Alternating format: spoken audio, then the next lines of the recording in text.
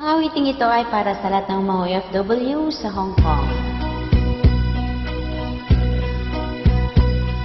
Isa akong OFW sa Hong Kong nagtatrabaho.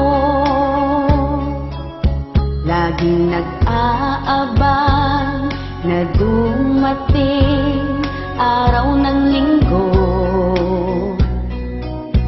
pagkat ito lamang ang araw na pagod ay mapapawi ng konti. Dahil kasama ko aking barkada, kami ay masaya. Sa sentral kami nagpupunta, buong barkada, nagtatawanan at nagkukwentuhan, nagkakantahan, minsan may inuman. Sa lansangan kami ay nagsasayawan. Sariling diskarte lang iyan, makahanap lang ng maupuan.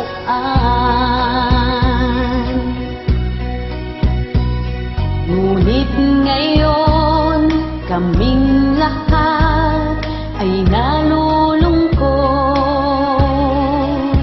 Di na makalabas, laging nakakulong dahil takot na takot.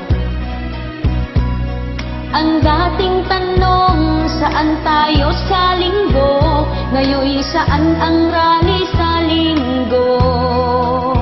Ay nako, ewan ko kailan matatapos itong malaking gulo. Hindi rin kami makasuot ng itim at puti. Baka nga kasi mapagkamalan kaming mga protesters, lalo na pag may rally. Huhuliin ka, ikukulong ka pa. Kung pwede ay umiwas ka, at baka matirgas ka pa. Sa oras naman ng pag-uwi, huwag magpapagabi, at baka wala ka ng masasakyan. Ang mga bus ay di na makadaan. Mga protesters ay nagkukumpulan.